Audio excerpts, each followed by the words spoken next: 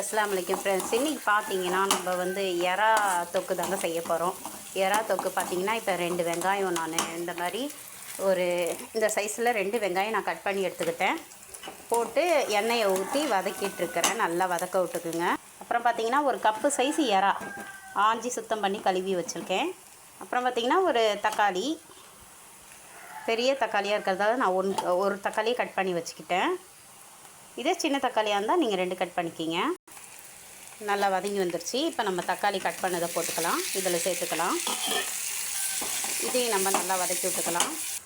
அப்புறம் இஞ்சி பூண்டு பேஸ்ட்டு ஒரு 1/4 டீஸ்பூன் போட்டுக்குங்க. நல்லா போட்டு கலந்து விட்டுக்குங்க. பச்சை வாடை போகிற வரைக்கும் இஞ்சி பூண்டு பேஸ்ட்டை.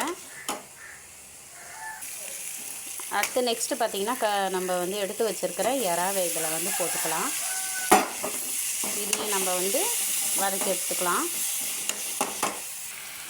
அப்புறம் இந்த ஸ்டேஜுக்கு அப்புறம் கொஞ்சமாக 1/4 டீஸ்பூன் மஞ்சள்தூள் போட்டுக்கோங்க, 1/4 டீஸ்பூன் கரம் மசாலா போட்டுக்கோங்க, 1 ஸ்பூன் கலந்த குழம்பு தூள் ஒன்று போட்டுக்கோங்க. நல்லா கலந்து விட்டுக்குங்க. தண்ணி ஊற்றிடாதீங்க, நல்லா அப்படியே கலந்து விடுங்க. எண்ணெயிலே வதங்கி நல்லா வரும். அதில் கொஞ்சம் தேவையான அளவு சால்ட் உப்பு போட்டுக்கோங்க. அதில் இறாலே தண்ணி விடும் பாருங்கள், தண்ணி விட்டுருக்கு. அப்படியே வெந்து வரட்டும் கொஞ்ச நேரம்.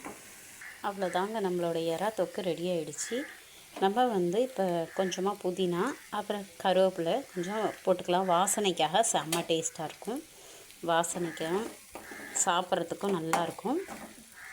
அவ்வளோதான், ரெடி ஆகிடுச்சு நம்மளோட எறா தொக்கு.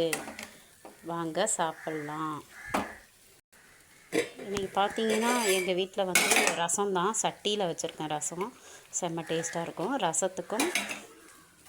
ரசத்துக்கும் எறா பொரியலுக்கும் செம்மையாக இருக்கும். ஓகே ஃப்ரெண்ட்ஸ், வாங்க சாப்பிட்லாம்.